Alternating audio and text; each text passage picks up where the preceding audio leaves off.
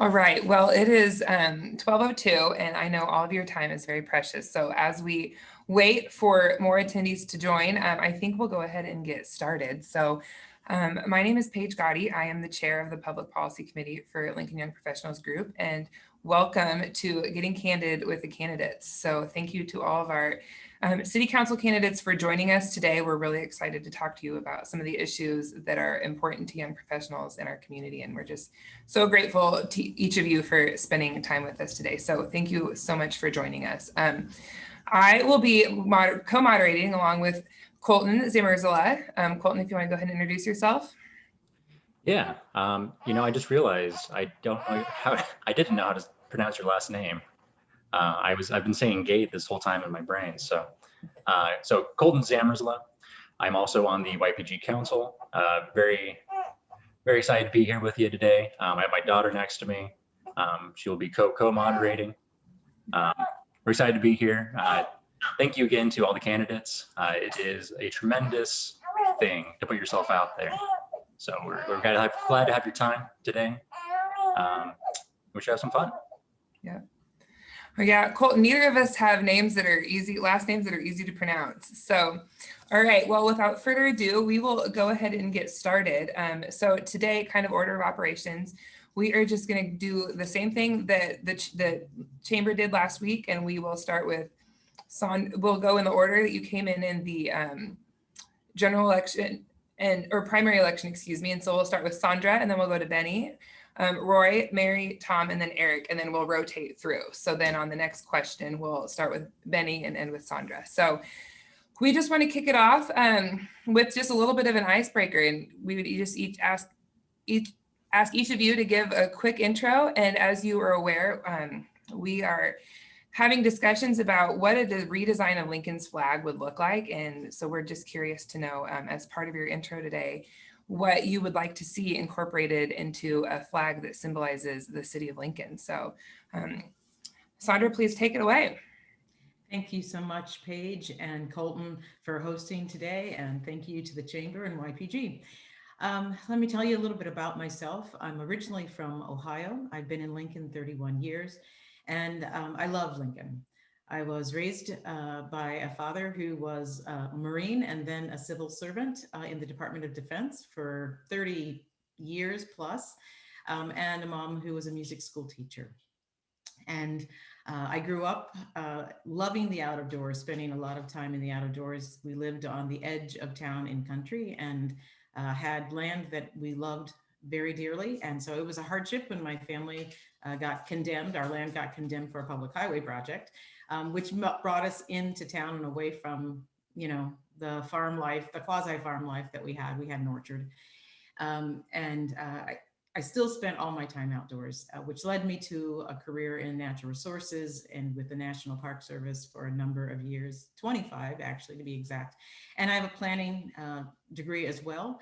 And what I really liked about that work was the ability to work around the country in different communities and to help bring conservation and parks to lots of places. And what I've really enjoyed here in Lincoln is to do the same. I've served on the Park and Rec Advisory Board, but I've also been a planning commissioner, and I've sat on council for 2 years now. And it's really the ability to put that puzzle together to create the community, the city that we want, that I find so interesting, and to put policies, to look at the policies and how they actually play out on the ground in people's lives. Because at the end of the day, we're here to make our communities better, to strengthen our communities, to make the world a better place.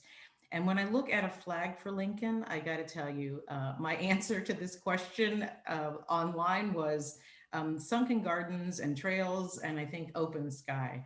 Because when I think about Lincoln, it's not that Sunken Gardens is the only place, but it just is so beautiful. And it was a civic project that was created, decades ago. They took an old dump and they created something beautiful out of it. And I think I like the public-private partnership. I love the fact that care and ingenuity created something beautiful from something that wasn't beautiful. And then we are in the middle of the Great Plains, and something open sky and prairie should also be part of that. And if a flag could capture kindness and energy. I would love our flag to capture that kind of entrepreneurial energy and the kindness of Lincoln. And I believe I've used more than 3 minutes, so thank you for being gracious with me on the clock. All right, Benny, we'll go to you. Thank you, Paige. My name is Benny Shobe. I grew up in a place called Kentucky. I moved to Nebraska in 1998 to go to graduate school, and I stayed for the fun. I consider myself a Kentucky expatriate, a Kentuckian by birth, but a Nebraskan by choice. I don't remember the whole question now. I've spent a lot of time thinking about the flag part of the question. And I like the skyline aspect of the flag. You know, we always look at the Capitol, and know that's more of a state of Nebraska symbol, but then there's the Alltel South Central Bell Tower in the downtown area. I think the skyline of the city would be a great flag idea to start with. Some of the things that Councilman Washington suggested, some other landmarks in our community would be great. I would like to talk about those. But I'd also like to talk about how much I love the community, and I'm, as I said, staying here for the fun. I look forward to working with the candidates that are elected to city council and the existing council members to make sure we have a safe and healthy community for everyone who lives here. And I will stop there. All right, Roy. Thank you, Benny. Thank you. All right, thanks for hosting this, folks. It's great to be here with you. My name is Roy Christensen. I've been in a Lincolnite for about 25 years now. I'd never lived anywhere in my life more than 5 years before I moved here. I'm a former Army officer, father of 7, grandfather of 13. I'm an audiologist. I own my own private practice here in town. So I've been on the city council for 8 years now. I have enjoyed the work. And in spite of the last 12 months, I actually look forward to enjoying some more service on the city council. I want to get to the flag thing. I have some opinions about flags in general. The flag should be distinctive, easily identifiable, and meaningful. So everybody looks at the flag of Nebraska, and you can line up 10 of the flags, you wouldn't know which one was ours from a distance. But you see the flag for Arizona or California, you immediately know, or Maryland, you immediately know where that is. So my idea for a flag is very simple. We'd have a horizontally divided flag. The bottom half would be green for agriculture. The top half would be blue for the sky. In the center would be a large white 5-pointed star for the capital city, Star City. And inside that would be the iconic cameo bust of Abraham Lincoln. And I think that would be easily identifiable by anybody and have some symbolism there for people that want symbolism in there. That's my flag design for Lincoln. Everybody could know what it was immediately.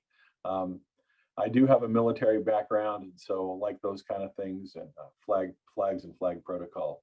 I really enjoy living in Lincoln. You know, people make the place, and by that standard, Lincoln, Nebraska is as good or better than any place I've ever been. And I've been all over.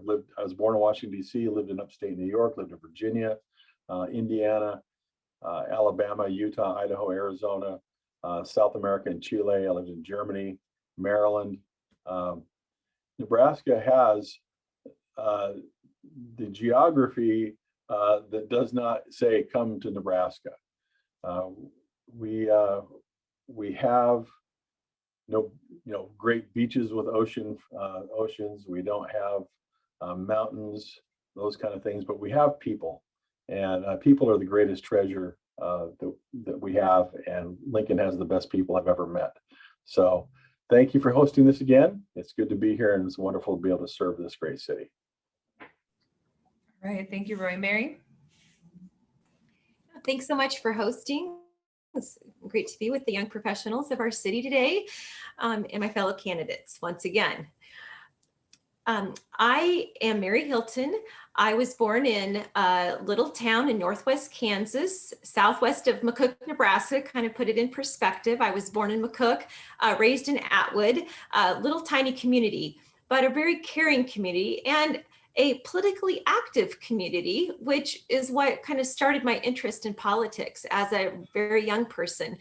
Kansas's 42nd governor was Mike Hayden, who was Speaker of the Legislature. And when I was in junior high, he ran for governor. And so our whole community rallied around him. And, we like Mike was the mantra of our city. And I started getting involved in politics and knocking on doors way back as a junior high girl, knocking on doors in little towns in Northwest Kansas. I was raised by a farmer and really learned the value of hard work.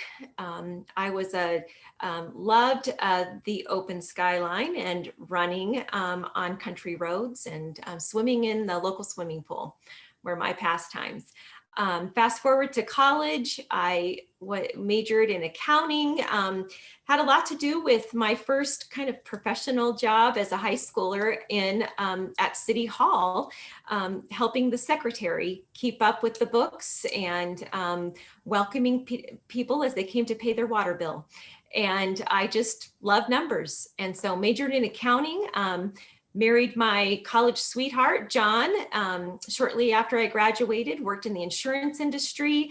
And then when we moved with his job, he's an engineer, to Little Rock, Arkansas, I worked at a CPA firm and did auditing of businesses and municipalities. Just really love digging in, looking at balance sheets and statements. And so we started our family as well in Little Rock. I have been blessed with 7 kids that the joy of my life has been raising them. We're kind of at the back end of that. We moved to Lincoln 17 years ago to be closer to family. My husband, after 9/11, got a direct commission as an officer in the Navy. And so we've been a Navy family. And after a few years of being all alone in Little Rock, we missed our Midwest roots. We missed our family, and we moved here to be closer to them. And that's been a blessing. We love Lincoln. We have dug our roots in deep. We live in the Salt Valley View neighborhood. I'm currently serving as president. We just love caring for and living around our neighbors and trying to make our community better. I just hope to use my background in accounting and auditing, love as original source documents and history and being passionate for good public policy. And I've been a conservative issues advocate at the state and local level, and just want to put that passion into our local city government. And as to for the flag, I'll get to that real quick. I'd never seen the Lincoln flag before, had to do research to answer the question that you all put forward on the survey. I was surprised when I saw it, this big white beaming Capitol. It's great to live in the capital city. I've lived in a couple over the years. But Lincoln is a lovely place. And like Sandra, I think of Lincoln, I think of the Sunken Gardens. We have many treasures here that could be to be featured, but like Roy, I love the history of being called Lincoln and all that represents, equality under the law, a great history of our country, along with some of the scars, and that, we are a growing, vibrant community. And I think that the flag should represent that. Thank you. All right. Thank you, Mary. Tom? Thanks, Paige, and thanks, Colton, for hosting today. We surely appreciate it. My name is Tom Beckius, and I am currently Vice Chair of the Lincoln-Lancaster County Planning Commission. I've served on the Planning Commission for the past 5 years, but let me also tell you a little bit more about my background as well. Prior to my service on the Planning Commission, I've served in city government volunteer service for about 6 years prior to that, serving on the boards of the Lincoln City Libraries, the Community Health Endowment of Lincoln, and also the Lincoln Commission on Human Rights. For a job, I work in real estate and construction here in town. I'm a small business owner and have a wide variety of experiences out in the community, in addition to city government service and small business ownership. And I pride myself in that. Being involved in the business community whether that's serving on the board of directors for the Lincoln Chamber of Commerce, or even the board of this group, Lincoln's Young Professionals Group, for a couple of years. It's very nice to be home, if you will, to a certain extent, and be on the other side of the discussion this time when it comes to interviewing city council candidates. So it's very nice to have that association. But also, I have a lot of experience in working in Lincoln's nonprofit sector as well. I was the founding chair of Next Gen Lincoln at the Lincoln Community Foundation, and have a wide variety of experiences with nonprofits working in human fields as well. Why I'm running for city council, I see the opportunity every day as a planning commissioner to make Lincoln better. And it's as simple as that. My goal is to make sure that Lincoln continues on the right path forward, moving forward, and doing all that we can to engage the lives of our citizens and make the lives of our citizens better. As far as a flag is concerned, I put this in the survey and I'll just say it again. You don't want me designing a flag. I would make you a very ugly flag. It would not be a hot look at all. I'm a big fan of the Nebraska state motto, equality before the law, but trust me, you want no part of me designing a flag. So thanks again for having us. I look forward to our discussion today. All right, thank you, Tom. And we will end intros with Eric. Thank you.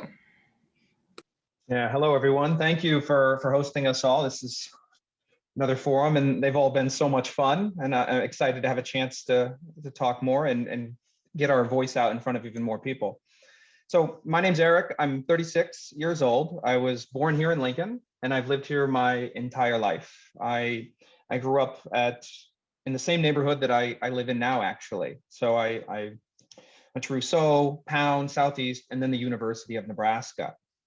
I studied computer science there and started working at a startup called class.com while I was still at the university, and ended up working at that company for, oh my gosh, 7 or 8 years. And during that time, and actually even before working there, I met my current wife, who was studying at the university.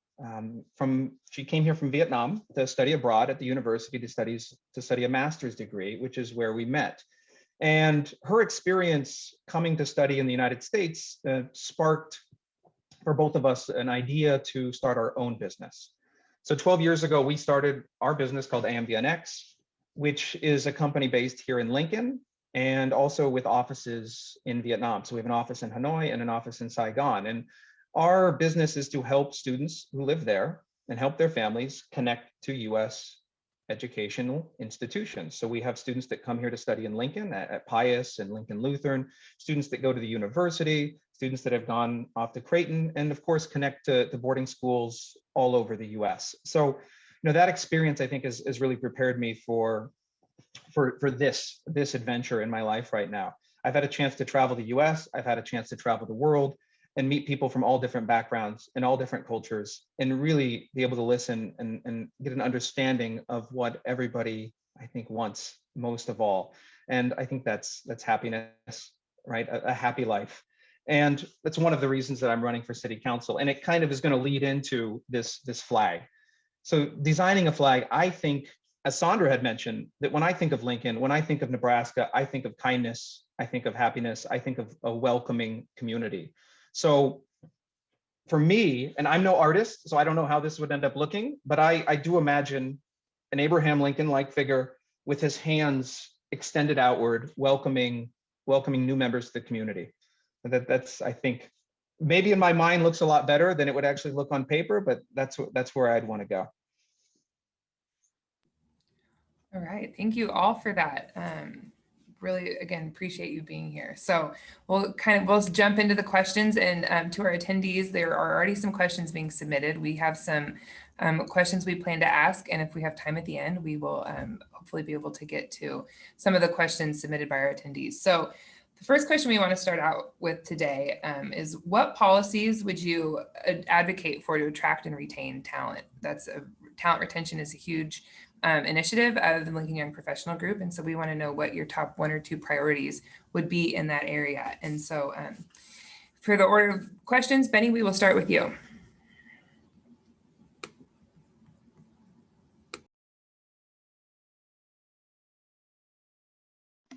Sorry about that. All right. So recruiting young professionals and recruiting talent, there's kind of we need to make Lincoln more attractive. And we need to make Lincoln a city where people want to come, want to be. And we need to invite industry to come in and help us make that an attractive place. We hear stories constantly about Lincoln becoming the Silicon Prairie and new industries moving here. We witness in our economy nationwide where the coast are becoming less attractive places to live. So we as a city council, we as city government should do things that encourage the growth of new industry and new business. We should embrace ideas and technology that make it more attractive to live here. And then we need to make sure the quality of life in Lincoln remains high. Parks, trails, pools, libraries, all those things that people value in their lives. I remember when I was young and I was looking for a career, going to college, I was going to be something special. And at one point I realized that my job had taken over my life. I stopped working for the fun things that I thought I was working to get money for. We need to embrace that quality of life and do all we can as a council and as a city to make sure that the quality of life in Lincoln is wonderful and the opportunities for growth in our community are wonderful. That will help us attract young professionals and keep talent in our community. Great, thank you, Benny. Roy? Okay, well, one of the things that has been a problem for Lincoln in attracting people is housing. The affordability of housing, the availability of housing. It wasn't, but maybe 2 or 3 years ago, I was talking to a senior official from the university, and they were telling me that one of their biggest problems is when they bring in new talent to interview and introduce to Lincoln, the feedback they get is, yeah, it's a great community. I can't find a place to live that's adequate for my family at an affordable price. And that goes for just about every price point of housing in our city. So we need to focus on housing as a whole to create more housing. Every new dwelling place we build in our city takes some of the pressure off the total picture. Also, we have to look at our transportation infrastructure. You got to be a place that's easy to get to and easy to get around. I would tell people that we need to work on our roads. We need to work on completing after the South Beltway. We need to be ready to start almost immediately on the East Bypass, creating a truly modern city with a highway system that completely encircles the city. And we need to continue to work with the Airport Authority to help Lincoln Airport evolve into a truly modern airport that will be able to have service to all sorts of places, not just flights in and out from 2 places. So those things, housing and transportation infrastructure, are really important to make this a good, attractive city. All right, thank you, Roy. Mary?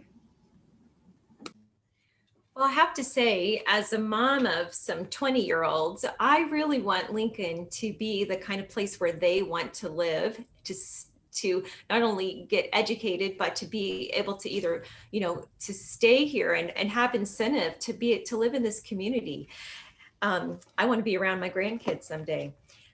So when I think of what we can do to incentivize young people, I want to think of I remember a conversation I had in December with a young man who lives in Omaha, and he works for a giant tech company over there.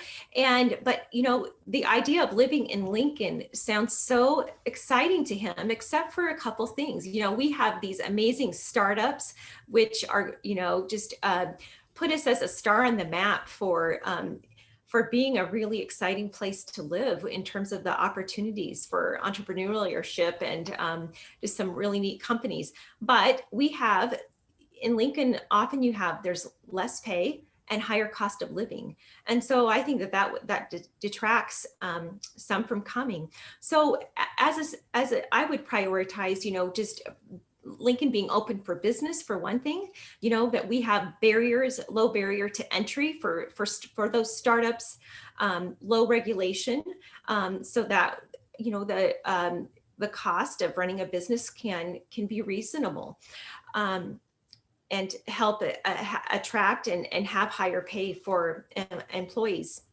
I think that we can do a better job as a city in terms of planning for, big businesses to come. When I look at Sarpy County and what they did to kind of lay the framework to be able to track some of the giant hubs that they have there, you know, that came with a lot of vision and foresight to be able to do that, to invest some resources into being able to bring companies that will bring high paying jobs and attract that talent and keep the talent that we have right now. And so low cost of living and open for business, that would be my idea, and keeping the growth of government at a reasonable level so that that does not affect the cost of living here in Lincoln. So that's all. Thank you. All right, thank you, Mary. Tom.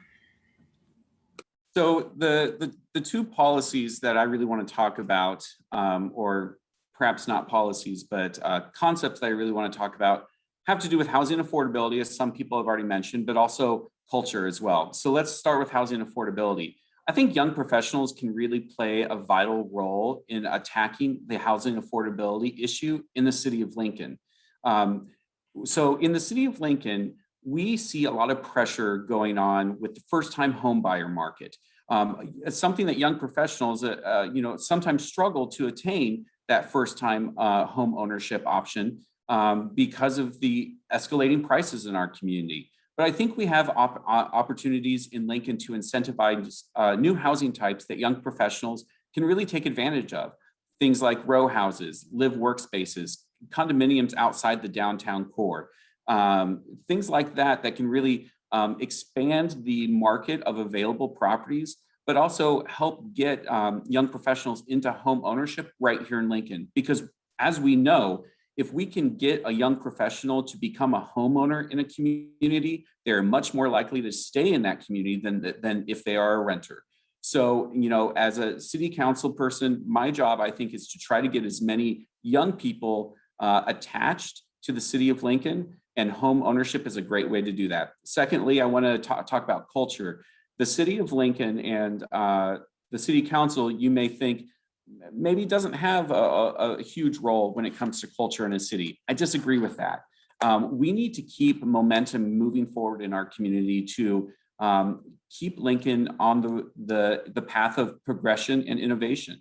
When we looked at policies like building the Pinnacle Bank Arena, that was a strong attraction and retention element for young professionals in Lincoln. We need to keep that momentum going.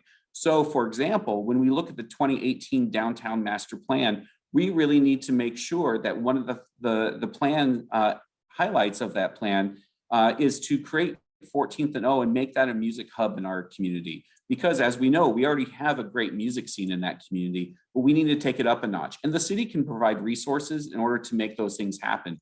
Because as what the pandemic has showed us, people, especially young professionals, can really live about anywhere in the US. So Lincoln has to compete now with everyone in the US. And the one way that we're going to be able to compete to attract and retain young professionals is to make sure that we have cutting edge amenities to keep people here. Great, thank you, Tom. Eric? Excuse me. So when I think of attracting and retaining talent, I think first of how we can keep the talented individuals who have grown up here in Lincoln, because presumably they already love Lincoln. But of course, attracting new talent and keeping our most talented Lincolnites here requires jobs, good paying jobs, affordable housing, and for young people, I think a vibrant and thriving downtown. And for those who have already started a family, or maybe those young professionals looking to start a family, a strong school system and safe communities. So, as city council members, I think that the number one issue there to look at is affordable housing. And I think developers aren't able to build homes fast enough on the outskirts of Lincoln, and those aren't necessarily affordable for young professionals as it is anyway. But as we are able to continue to expand Lincoln, people that live maybe in more central Lincoln are able to move further out and opening up those houses for home ownership in the center of Lincoln. I think back to when I was, I guess, a young professional. Maybe I still am. I don't know when the young age cuts off. I'm only 36. But when I was a few years younger, I just wanted to live downtown. After college and working in downtown, I wanted to live downtown, but the housing there just wasn't enough and it wasn't affordable for me. I don't think we have issues, or at least we won't in the next couple of years, with enough housing downtown. I think it's going to be more the price of those homes, or apartments, I should say. And so I was forced to move a little bit further south.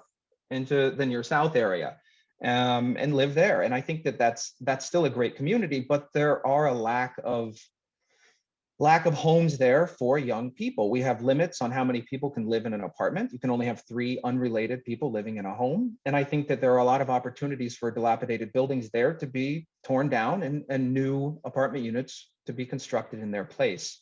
So that's kind of where I would want to focus my issue on providing affordable housing for young professionals in and around downtown. And I feel like that's probably the time limit, isn't it?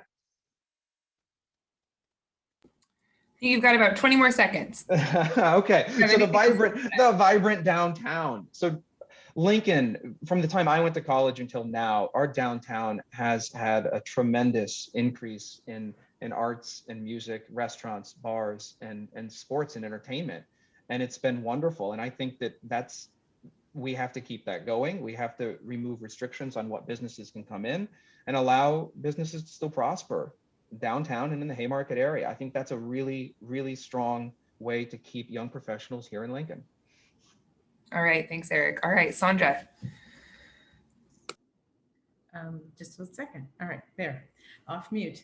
I think that young professionals, the young professionals that I talk to, my nieces and nephews who fall into that age range, and Eric, I think 36 is still a young professional. I think that what they're able to do more than folks who are a generation or two ahead of them is really create a work-life balance. They come in thinking, I want to make sure I have a work-life balance. And so when I think about retaining young professionals or attracting young professionals to Lincoln, I think about the work part first. They need good jobs with good salaries. Those jobs, should be in companies that are blossoming here, prospering well here. And so that means that we need to create an environment, a business environment, to really encourage creative, innovative companies to make their nest here, to hunker down here in Lincoln. And then on the balance side, I think the high quality of life that we have in Lincoln is attractive. I think anything that we can do to increase those qualities, create, even greater trails system, more parks, and a vibrant downtown, a vibrant arts community, because they're looking for, things to do in the evenings. And though I might say, well, you can only do 1 or 2 things on any day anyway, I know that people younger than me have a lot more energy and can really do as much as they possibly can pack into any day. And I think anything that makes our community more exciting and vibrant, and also more welcoming, that says that you have a place here and gives folks, young professionals, a chance to become engaged in our community and to make a difference. I think those things would be most attractive. Thank you. All right. Thank you, everybody, for your answers. We will be moving on to a hot topic, pun intended. The climate action plan has gone through the city. Yeah, thank you, Tom, for your laughter. I appreciate that. I appreciate the dad joke, Colton. That was, yeah. I'm really trying to hone those in, so thank you. So the climate action plan, it passed through the city council, so there's no going back on it now. But we would like to know, as young professionals, what parts you agree with, if there's parts that you disagree with, and most importantly, it's passed. So what will you be prioritizing moving forward? And this time, let's start with Roy, please. Okay, well, full transparency, I was the lone no vote on this because I don't like voting yes on things that I don't know how much they're going to cost. And so, as the chamber pointed out in their letter to the council, we didn't know the cost of action, we didn't know the cost of inaction, and we don't know the total impact on our economy. The part that I'm most passionate about in the climate action plan, though, is our watershed management plan and flood control. There's the action part of that, actually doing something, left something to be desired. The only thing that was actually proposed in there was to elevate new construction instead of 1 foot out of the floodplain, rather we elevate it 2 feet out of the floodplain. There's some problems with that to begin with, and one of the problems is it puts all the cost of managing this on private sector with no participation from government. So the people who are in the private sector, the developers and builders, have a choice. They can either double the footage they're building out of the floodplain and double that cost at least, or they can build someplace else.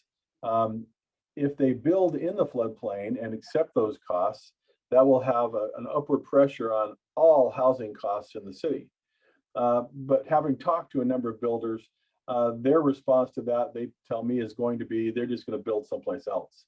And usually that someplace else means outside of the city of Lincoln. Not good for the city of Lincoln.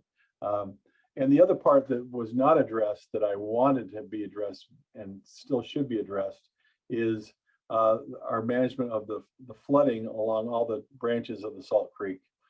There's been a plan that Olson and Associates have been working on for at least 6 years now, and has been floating around where we can do detention and diversion projects on each branch of the Salt Creek.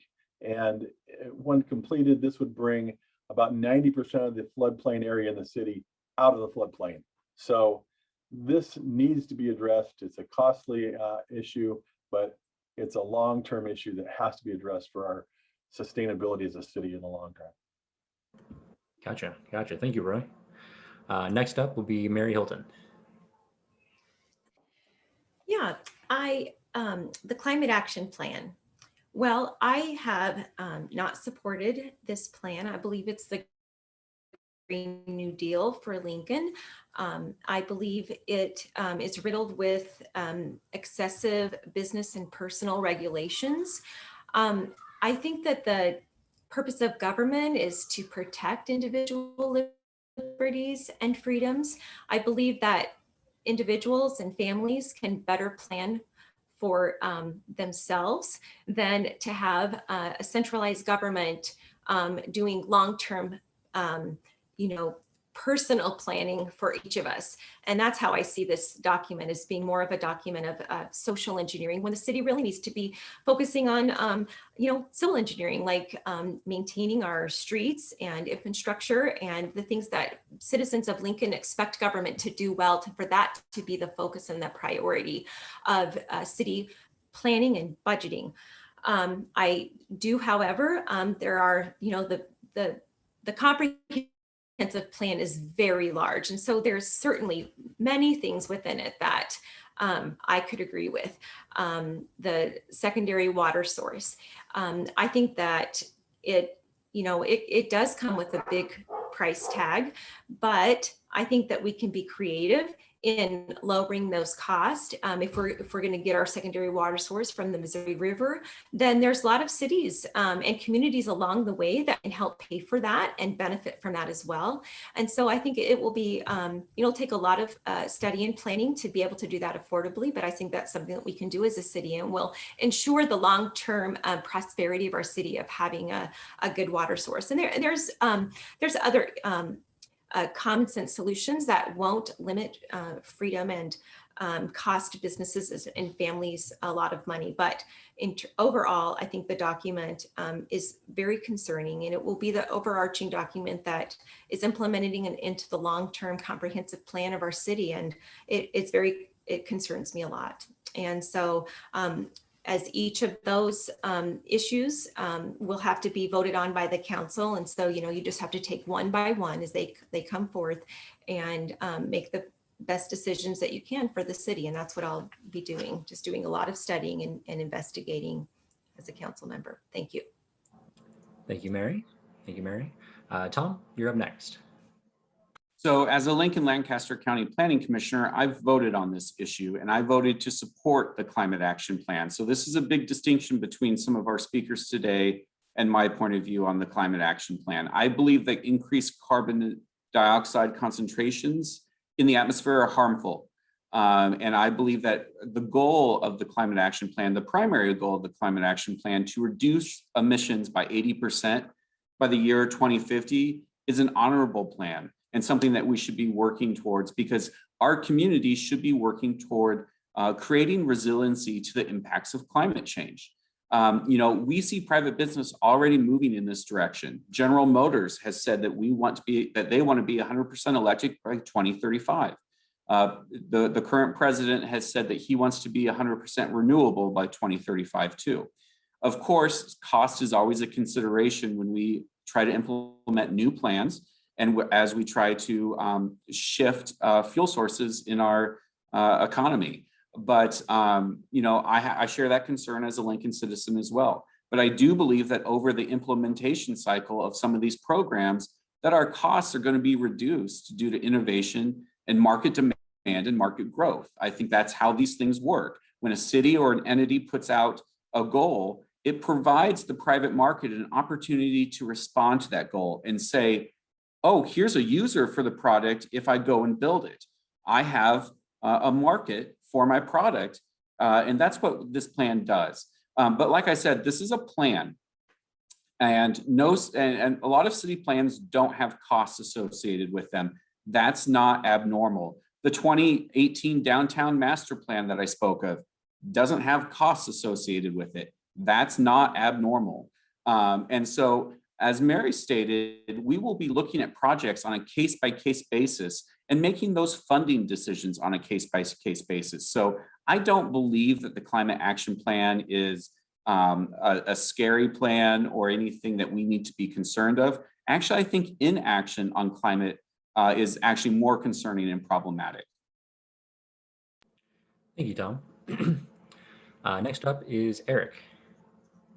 Thank you. Yeah, Tom's right that I think this issue differentiates all the candidates here. I think the three of us have different opinions on it than the other three. And that doesn't mean I disagree with everything. It doesn't mean obviously that I could agree with much of it. So I'll start with what I do agree with. And I think that the primary concern right now, at least for the growth of Lincoln, is finding that second water source and funding it.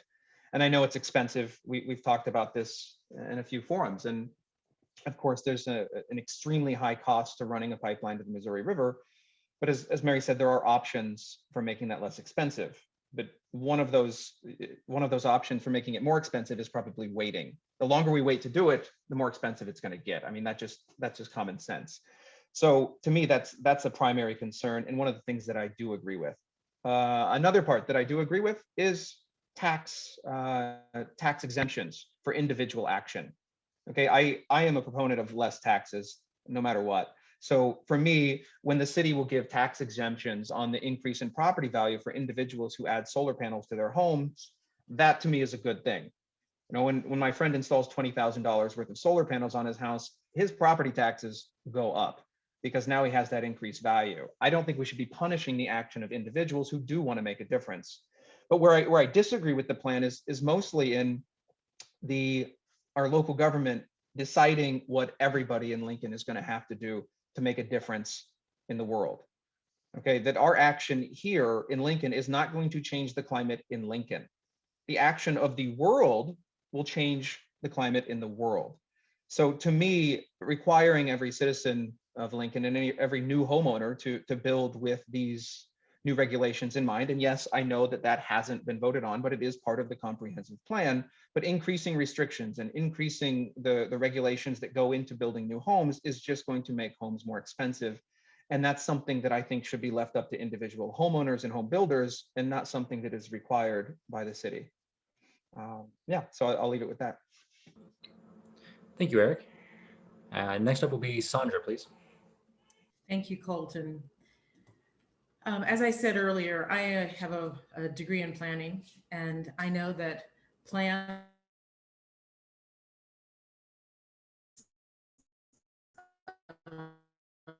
come in a lot of different ways. Planning is a way to point a direction, to set a goal, but it doesn't always come with absolutes, but it does help us make better decisions within the context of our goal. And our goal is to become a more resilient community, to prepare ourselves for climate change. And there is only, I think, good in this, and that we are wanting to be more prepared. Being prepared gives us an opportunity to not be caught adrift as the climate changes and becomes warmer, stormier, whatever is forecast. I look forward to getting a second water source. I think it is absolutely the most important issue we have facing us. It is what's going to determine whether or not Lincoln is able to prosper 30, 40, 50 years into the future, is having fresh water.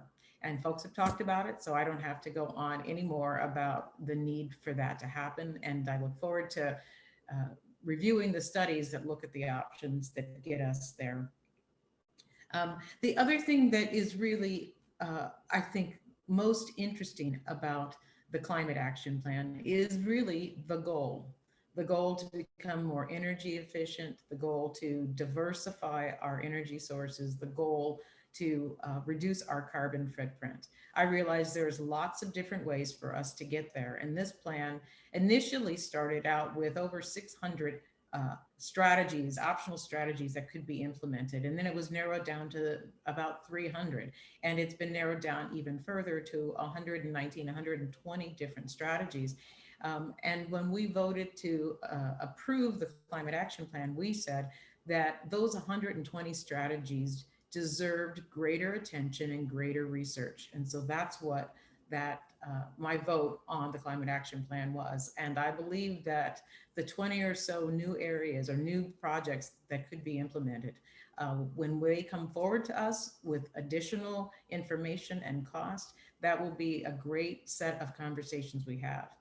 None of these initiatives can be implemented in an isolation chamber. All of this will take a lot of engagement of our citizens and most definitely public-private partnerships. Some of this work is only for individuals to make a choice about, and I hope many individuals choose to go more energy efficient, but I don't expect there are going to be 100 dictates that come out of this plan telling people what to think and what to do. Thank you, Sandra. And last, we will have Benny. Hi, thanks, Colton. Many of my colleagues, well, many of the things my colleagues have said, I agree with, but I think your questions was, what do you like about it? What do you not like it? Do you support, do you not support? I do support it. I think it's a good plan. I like to capitalize on the word climate action plan. It's a plan, it's a roadmap, it's a recipe, so we can start looking at the ideas, look at our ingredient list if it was a recipe, and see what we need to do and where we need to be. I think the goals we set for being carbon neutral are a little optimistic. I think we will start down the road making our plan, and technology will help us a little bit. Things are going to come online. We're going to incentivize things to make people. I'm a child of the 60s. I remember when the country committed itself to going to the moon by the end of the decade. And we didn't have the technology to do that at the start of that decade. But setting that as a goal caused us to innovate and ideas to be considered and strategies to be developed to help us get there. The climate action plan is going to work a little bit like that. It's going to set us on the path to find out what we have, what we need, and what we need to do to get there. I think it's a little optimistic, but I think setting goals is okay. The things I do like about it, I think we should do is I'm a little concerned, like all my colleagues, about mandating the residents of Lincoln do something for climate action. I think we can do some things to incentivize changes in behavior and changes in purchasing. I also think we can do things as a city council to make sure the city is doing all it can to reduce its carbon footprint. We should reevaluate our fleets, our buildings, and how we spend our dollars, and see what we can do there to make our community a little safer. We should lead by example and incentivize our neighbors and our friends in our neighborhoods to do what they can. And over time, the train, another analogy, the big train that's trying to stop on a dime, or the big ship that's trying to turn instantly, this has been going on for a few centuries now. It's going to take us a while to turn things around. We should start now, but don't be discouraged if we don't make instant success. I'm going to stop there. Thank you. Thank you, Benny. And thank you, everybody, for your answers. Again, hot topic, very important for the future of our city. So next up, we're going to be talking about budgeting. So last year, due to a little thing called a pandemic, there was a forecasted it was forecasted about $12 million shortfall in the city budget. I know we had to tighten things up a little bit to get things going. Looking forward, there's talk of the roaring 20s coming back again. We have casinos being built now, potentially some gambling revenue. Let's say that we have excess funds over the next couple of years. Where do we prioritize that money? And we will start with Mary on this question. Yeah, thank you, Colton. So when I look at the co-equal branches of government that we have, the council being the legislative body and the mayor and the departments being the executive branch, when I think of budgeting, we're often told that, we have a strong mayoral system, but actually when I look at the, our city charter, I see the importance of city council actually being a part of the budget process. Yes, we are supposed to pass a budget, but that doesn't mean we cannot have input and work early on the budget. So the only way that the city council can affect how things are, what kind of money things are spent on, is not in the summertime when the budget has been, written in stone and is handed to the city council. There's nothing that the city council could do to change anything at that point. So we have to work early in the process, number one. And so let's say we have extra money coming in. I know the state has extra money right now, much more than they anticipated to work with. And perhaps we as a city will as well, maybe gambling money in the future once it gets built. And so one of the things that concerns me is high taxation in our city. And so I think that instead of growing government, I believe that we need to control the growth of the government to match the growth of the city, and be able to give some tax breaks, just like the state government's doing. We can do that. We don't. We can prioritize. And so that would take the council working early on the budget process with department heads to be able to prioritize essential city services and giving taxpayers a good bang for their buck, but then actually giving some tax breaks to our citizens. In the last budget, that was passed with a vote of 6-1, there were 15 tax and fee increases.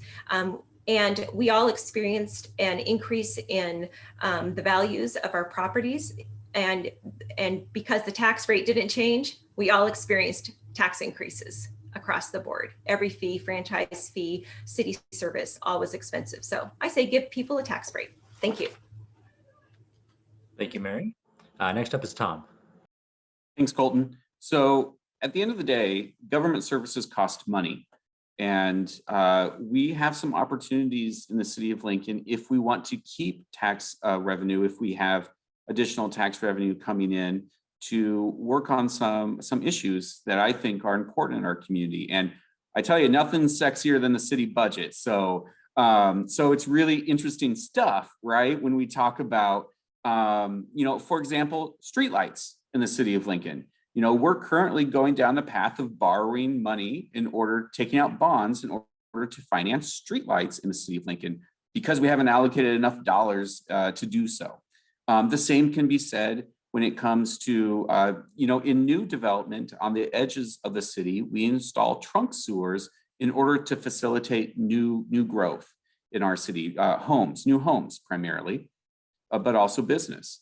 But oftentimes we don't have the same funding mechanisms available to put new roads there in order to get subdivisions up and going. And so, and I was very encouraged and excited to see Lincoln voters pass the quarter-cent sales tax to expand revenue for roads, but we still have a funding gap when it comes to roads. So, back in November when we talked about the possibility of casino tax revenue coming to the city of Lincoln, I threw out the idea that some of those dollars should be used for roads funding in Lincoln, because as we know, roads help facilitate business, but also we all use them personally as well. So we get a lot of benefit from roads. I know that roads are not the most interesting thing in the whole wide world to talk about, but it's a basic city service that I think people should be excited to invest in. So if we get the opportunity to have more tax dollars and folks are willing to spend those tax dollars, I would love to see investment in infrastructure like roads and things of those sorts. Thank you, Tom. Next up will be Eric. Sure. Yeah. So, I mean, I have to talk about the roads as Tom did. I think that we're already spending enough money on roads, and I think we need to figure out why our roads are still in disrepair. I don't know if throwing more money at a problem is going to actually end up with a solution. So, if let's say that we do have extra money come in, we have extra tax revenue, I would have to agree with Mary's stance on giving tax breaks to the citizens of Lincoln. I don't believe in a large government. I believe less government is the best government. And I just don't see a reason that we should just spend more money just because we have it. Okay, we should spend money on things that we need and that we've budgeted for. If you were going to twist my arm and say, you've got to use this money for something or it's going to disappear, well, then I would suggest that we look at building smaller community libraries throughout Lincoln. I think that would be a great benefit to many citizens of Lincoln. I think that that's something that a lot of children and families would benefit from, having a library a mile walk instead of a 3 to 4 mile walk from your home, or maybe even a library across the street instead of halfway across town. I think that's something that I would get behind, and something that I think that a lot of people in Lincoln would probably appreciate as well. All right, thank you, Eric. Next up is Sandra, please. Thank you. Yeah, right. Budgets aren't the most exciting thing, but they are one of the most important things that we do, managing the tax dollars that we get as efficiently and effectively as possible, and working on those things which are the priorities for the community, not the priorities for individual council members, but for the whole community. Money that's falling from the skies, well, I can't really imagine money falling from the skies, but if we end up with more revenues than we had planned, I would first look at streets. I would look at infrastructure. It's not just streets, it's bridges and streets and the levee system and all of those things that underpin our community physically. When they're working well, nobody notices. When they stop working so well, everybody notices. And so I really want to make certain that our infrastructure, our physical infrastructure, is safe and sound, and that we're making investments that allow businesses and residential development to continue to grow. I am not as confident as others about casino gambling revenues and the long-lasting support of that.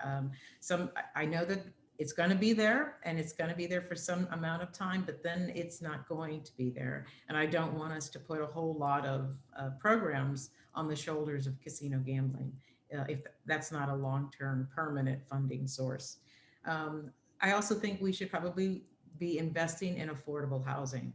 Again, not completely city funded. I don't believe that's the way to go, but to support a public-private consortium working on the issues that are the most pressing issues in our community. And well, I love libraries, but I've always said that as Lincoln grows, I want the folks on the edge of Lincoln to be able to have the same kinds of benefits that those of us who live near the center or closer to the center of Lincoln, and that's libraries and parks and trails. And I just want to make certain that we're all connected and we all have an equitable access to those benefits that we all have by living in the city. Thank you. Thank you, Sandra. Next up is Benny. Thank you, Colton. Budget. I think this is my third budget, and half-year recycling, mid-year readjustments. I think the budget, who said the budgets weren't sexy? I think they are sexy, but I also think they're very complicated and very confusing to the public.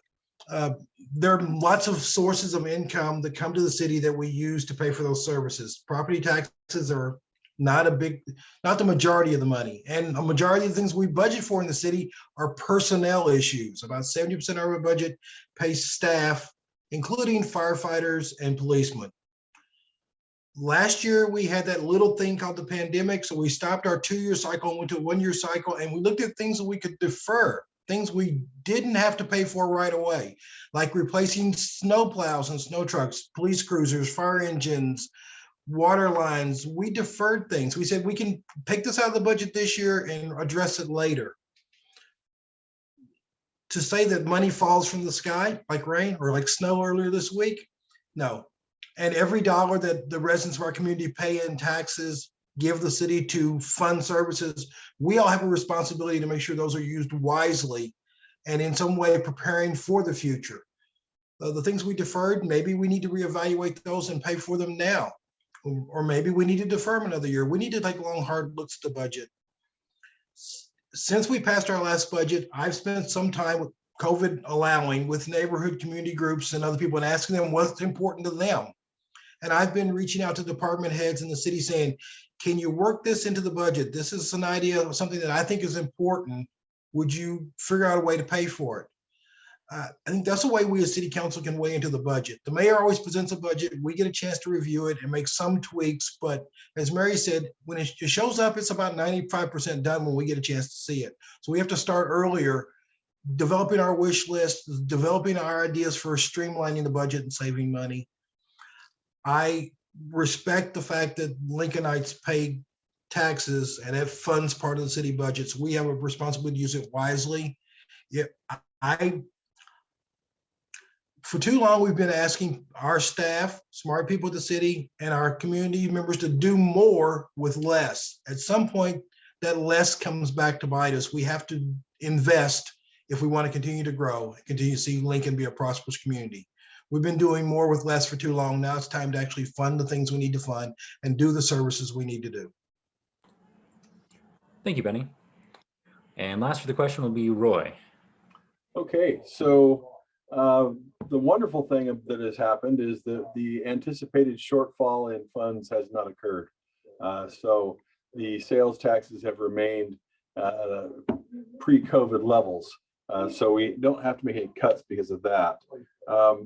I do think one of our greatest priorities that we've talked about all sorts of priorities and all of them are important, but right now our police force is at a significant tipping point. We began this year with an authorized strength of 358 officers and 330 actual officers. We are now at 327 actual officers, and 10 officers have indicated they will be leaving the police force by the end of May. We're moving in the wrong direction. Over the last 2 years, we lost more officers than we were able to recruit. That looks to be able to be a continuing issue because of a lot of different factors. One of those factors is more recruits are applying in Omaha than in Lincoln. And there are some issues internal to our Lincoln Police Department and to our city government that are causing that to take place. One of the goals we need to set, I think, is adding 42 new officers to the authorized strength over the next 5 years and recruiting and retaining those officers. We have a model of policing that is more suitable to smaller communities and not to larger cities. We use a generalist police force model where every officer is expected to be able to do every job over the long run of their career. Where in Omaha, they're allowed to specialize. We need to adopt the specialization model. Also, we, in the past, in order to save money, we cut ranks for the rank structure. We go from officer to sergeant, sergeant straight to captain, captain to assistant chief, and then to chief. And we eliminated the lieutenant position. We need lieutenants. We need corporals. We need to be added back into the system so that they can function appropriately. We don't do these things. First of all, we can't do these things without more officers. And if we don't do these things, we're going to continue to lose officers to Omaha, the FBI, retirement, or to changing careers to find something more suitable for that individual. So it's an issue that is near and dear to my heart. We need to take care of the officers. We have the money to do it. Believe it or not, there's about $400 million in accounts all over the city that we could use to get this ball rolling. And one last thing, I don't know if you plan on continuing, but I planned an hour for this and I've got a patient waiting to see me now. So I'll have to say goodbye here in a moment. Gotcha. Well, Roy, thank you for your answer. All of your answers so far. Thank you for spending your time with us. I think we need to pass it over to Paige for our next question. All right. Well, Roy, thank you for joining us today. So I kind of asked earlier about, attracting and retaining talent and young professionals in Lincoln. We're going to kind of go back into that same lane. And we'd like to know what you will do to prioritize innovation in Lincoln while protecting and balancing the interests of the incumbent industries that we currently have here. And I'll just remind you all of the 2-minute answer limit. So, we still have some questions we want to get through here. And so we want to make sure we cover as much ground as possible. So thanks for respecting that. Sorry, we'll start with Tom on this one. Okay. Thanks, Paige. So prioritizing innovation in the Lincoln community. So the City Council should drive new processes and services and products and models of innovation to better deliver public services. We do that, department heads do that all the time. For example, the LED streetlight replacement program was a model that not only saved money for our community, but also reduced our energy output and use of energy as well. So, innovative products, how we can implement them into our own community on the city side is really important. But when we talk about the private sector, I think that the City Council should serve as advocates for innovation in our community. And we need to place innovation at the forefront of our economic development model for the city of Lincoln. In order for us to remain competitive, in order for us to attract residents, we have to champion those businesses and individuals that bring innovation to our community, champion them as they grow and thrive, and align city services around those businesses and assist them when appropriate. As far as incumbent businesses, the city should be an active and critical partner in growing our community and our incumbent industries and helping them achieve the goals that they have. We can do that as city council people through making sure that we're using tax dollars wisely, but also making sure that we are developing a skilled workforce for our community so that those incumbent businesses have the workforce in order to achieve their goals. A part of that is also maintaining and developing strong relationships with our educational partners, whether that's the Lincoln Public School System, the University of Nebraska-Lincoln, Southeast Community College, or even making sure that there are opportunities, that people know about opportunities to impact their lives with apprenticeship programs through unions as well. The Lincoln Partnership for Economic Development is a great partner with the City of Lincoln in the promotion of our community to different businesses coming in. And I hope that we continue that partnership going forward as well. Great, thank you, Tom. Eric? Thank you. Yeah, so as a software engineer and as a startup founder myself, when I think innovation, I think new business, I think entrepreneurship, I think of tech startups. And personally, I think Lincoln is a great place to start a business. I've been a part of 2 startups since graduating from the university, and working at the first really provided me the knowledge and I'd say the courage to start my own business. Having that experience and seeing what it takes, I think was essential and necessary for me to be able to take the risk of starting my own. And I think we can set aside funds. I think we can actually create more educational opportunities for young professionals, and even going into LPS, even going into our high schools and teaching more entrepreneurship, more STEM-based education. Again, I'm software engineer. I think tech. I think technology. I think web-based applications. I think programming projects, and that's really what I think of most of all when I think about innovation. So I think getting more STEM-based education into LPS, more opportunities after school, more entrepreneurship programs there, and also within the community. We have a lot of people in Lincoln that own and operate their own businesses, that run startups. And I think that many of those people, like myself, would be willing to volunteer time once a month to come and meet and mentor and advise young professionals who are willing and ambitious enough to start their own businesses.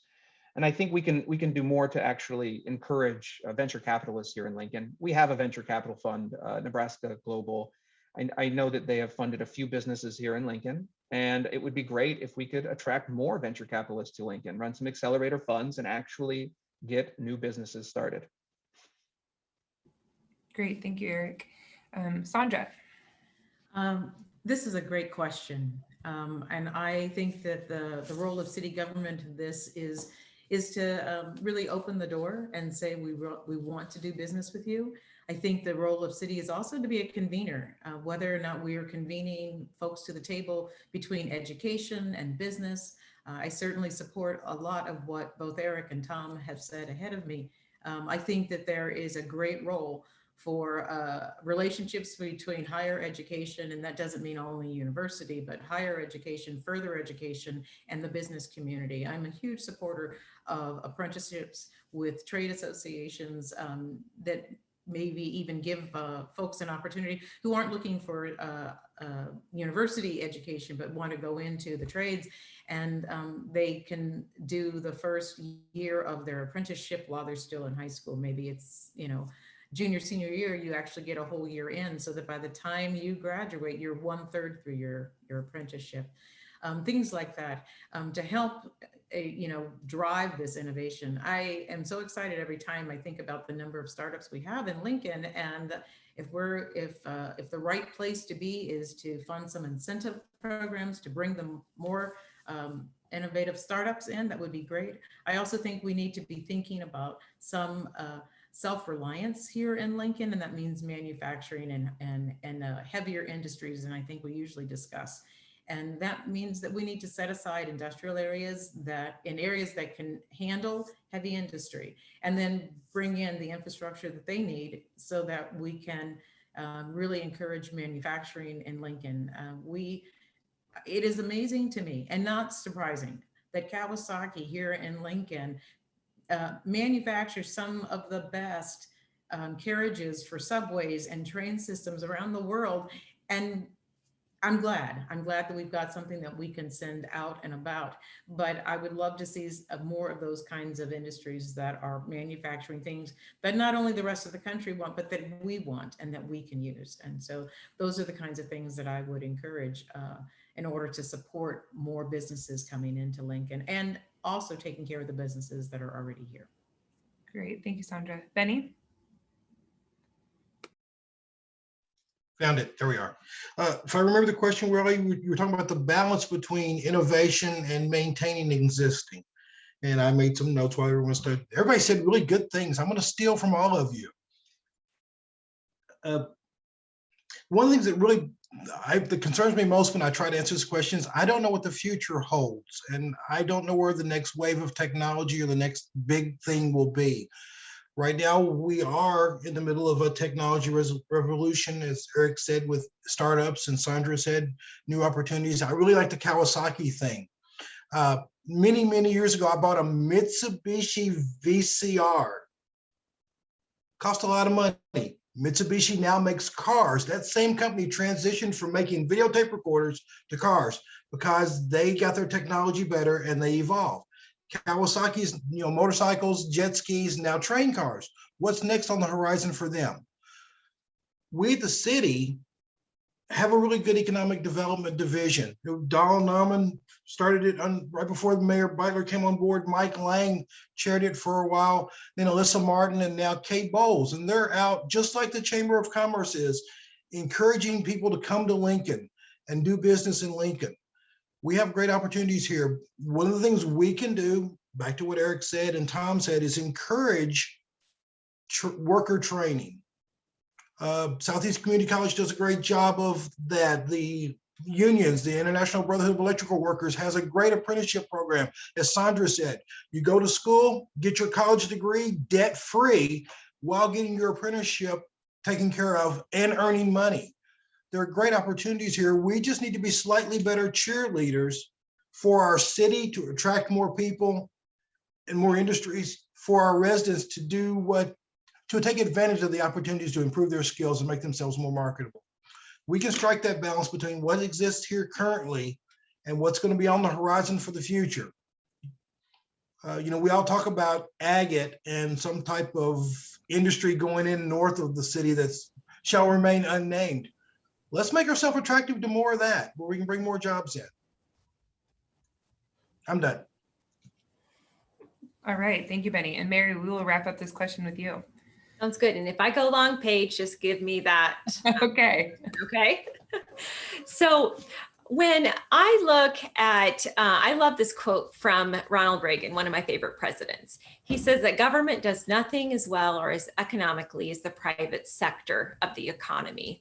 And as a free market, free enterprise kind of gal that really believes in government outside of their legitimate and necessary functions to get out of the way of industry, out of a market-driven industry, and to let businesses be able to thrive.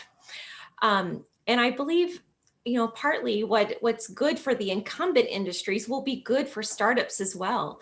All businesses want to have, as low of operating costs as possible. So taxation goes into that, definitely.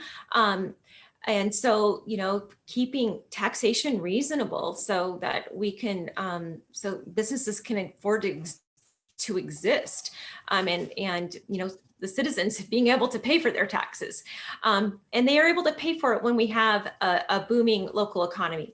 And so one of the things that's been really neat is running for office, you get to meet people from all over the city, and small and large companies alike, and get to meet with the CEOs and the CFOs and the operating officers, and to be able to listen to what their needs are. And so we have some legitimate needs in our community, one of which is a 5G network. That will be good for startups alike, and for some really existing hub of businesses that we have, like Sandhills Global and others that really need that technology infrastructure to support what they're already doing. And I see that being good for us as the Silicon Prairie, and those tech startups. And then also you have the issue of workforce housing. We can't grow as a city if we can't have housing for the workforce, housing for the middle class, housing for young people and old alike. We have to be able to, there has to be for businesses to grow and to meet the demands. I know that there are several large companies here that would love to expand their workforce, but they can't. We have virtually no one, very low unemployment here. So that's an issue. And as well, they can't attract people to come in if they can't find a place for them to be able to move into. And so that's something that we do need to address, and to lower regulation and provide for the needs of the growth of those kind of markets. So that's probably my time. Yeah. All right. Thank you, Mary. All right. Colton is going to take it away with our last question. Yes. Thank you, everybody, for your time today. To keep everybody on track for the 90 minutes for 1:30, if we can keep this next question, your answer to the question, to maybe a minute. We have a submission from Marlania Thornton. Hopefully I pronounced that right. Correct me if I didn't. What are your plans to make Lincoln a more welcoming, inclusive community?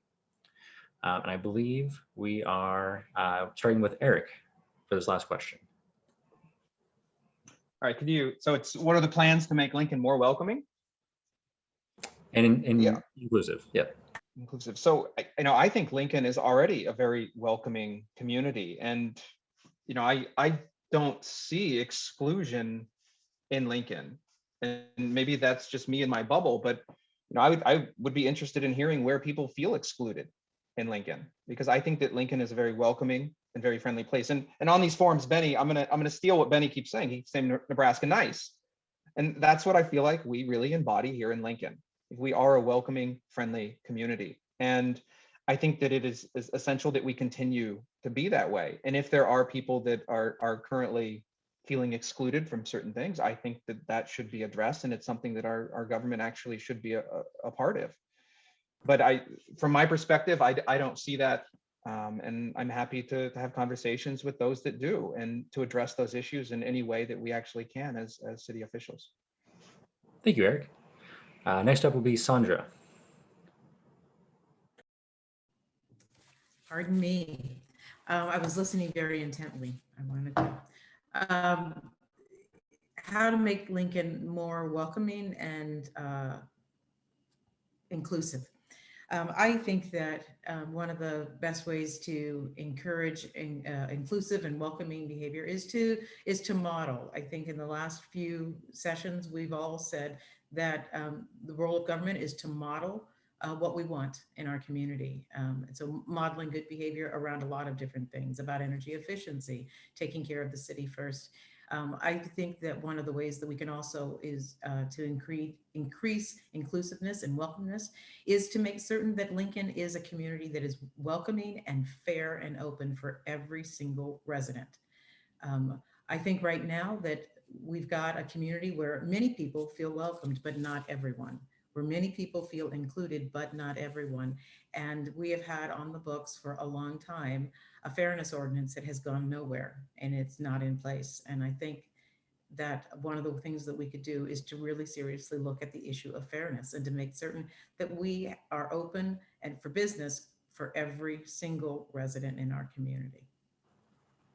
Thank you, Sandra. Benny, same question. Yes, 60 seconds, right? I want to go back to what Eric and I are sharing. Eric, you got it off just a little bit. I remember Nebraska Nice. I worry that we're not as Nebraska Nice as we used to be. We're still there, but we're, and I'd like to see us go back to that. I think we are a welcoming community. I think, as Sandra said, we need to model that more often. A few years back, I was within a group. I was doing a conversation or something, and I looked around the room, and I was the only ethnic minority in the group, only Black guy there. And I said, so why are there not other people that look like me here? And the group said, oh, we don't think they feel comfortable around us, so we didn't invite them. And I didn't lose it. I kept it all together and said, yeah, that doesn't work, guys. So I think we need to be more proactive in inviting people and sharing the fact that we are a welcoming community. My friends will tell me that I do it too often. I'll be in a restaurant or a bar and I'll introduce myself to somebody I've never met before. We all should be doing something like that, saying, hi, welcome, where are you from? Yeah. Oh, look, a line of people in the grocery store, a chance to make new friends. We should all be doing something like that. We can do that. I think we also need to be cheerleading that people perceive Lincoln, and we talk about the issues of the court ruling yesterday, as being like Chicago, like Philadelphia, like Detroit, like other cities. We are not. And we need to spread that message. We as counselors, we as candidates need to be cheerleaders for our city to say Lincoln is welcoming. You are welcome here. Tell me how I can help you feel more at home. I think we'll do that to young, old, rich, poor, ethnic groups. Everyone should know that they're welcome here. And we should start with us. Thank you, Benny. I would like to make a note that I mispronounced our question asker's name. It is Marlena Thornton. Just want to point that out. Roy would normally be next, but he had to get going to a patient. So Mary is up next. Thank you. The first thing I ever learned about Lincoln, Nebraska was from a friend of mine in high school who had a bad car accident, became a quadriplegic, went to college here to get a meteorology degree.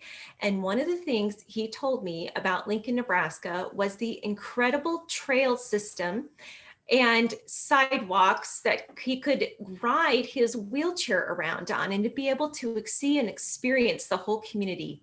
He felt really loved and cared for because of that. I have a daughter who has epilepsy, and as a 21-year-old, it's pretty hard not to drive. You know, she can't drive, and it's hard to be a young person not able to drive and get around.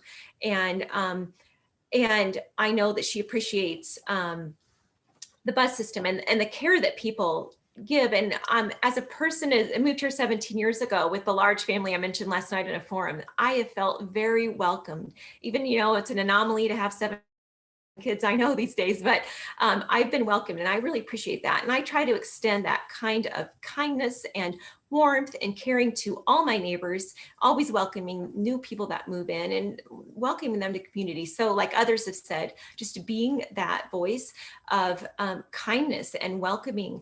You know, Lincoln, I think, is a welcoming community. According to a lot of rating agencies, and I'll try to make this quick, you know, we have a huge immigrant population that we welcome. Wallet Hub has rated us one of the kind, caring communities. I think we have so much to offer for everyone, and everyone should feel welcome and safe, feel equal protection under the law, that they're heard. In the City Council, having our open forum 2 times a month is a great place for people to come and to be able to get redress from their government, to be welcome to, and it's open to everyone. So I want people to know that they can come and everybody's welcome. Thank you. Thank you, Mary. Thanks for having us. And last up, Tom. Thanks, Colton. So for some people in the city of Lincoln, it's not so welcoming. And I think that we need to acknowledge that. I think that we need to do our best to understand it. And I think that we need to listen to those community members who do not feel welcome. Last summer, I think we saw the frustration of a lot of folks who did not feel like Lincoln is always working in their best interest, who do not feel like they're heard, who do not feel like Lincoln is necessarily a welcoming community. In 2012, the City Council passed the Fairness Ordinance to offer LGBTQ protection for workplace, regarding workplaces, public accommodation, and housing. And then you see 10,000 people sign a petition saying, we do not want those protections. To sit here and say that Lincoln is welcoming to everyone, I don't think is accurate. And I think the first step is acknowledging that. And then as a city councilor, we have the options of addressing some of those items. So when folks have legitimate complaints about how the police interact with them, we can address those issues as city councilors. That's our job. When we work with our state legislatures to pass ordinances protecting LGBTQ rights, that's our job. If we can't accomplish that at the city level, then it's our job to accomplish it. For example, with Megan Hunn on LB 230 this year, that's our job. So at the end of the day, I don't want to be all doom and gloom about Lincoln. Lincoln's great, but to sit here and say that we don't have work to do, I don't agree with that. And I think it's my job to do it. Thank you, Tom. And that brings us to 1:29 p.m. We got it done just in time. I want to thank everybody again. I know this is crunch time here between primary and general election. Pet project of mine, you guys should work on getting the city election moved, but whoever gets in. But I wish all of you the best. Paige, do you have any closing remarks? I just want to say thank you on behalf of YPG and the YPG Public Policy Committee. Thank you for joining us today. No, and to our attendees, I know an hour and a half is not an insignificant amount of time. So we really appreciate everyone being here with us today. So thank you for your time and get out and vote. Thanks for having us. Thank you. Thank you. Thank you so much. Thank you.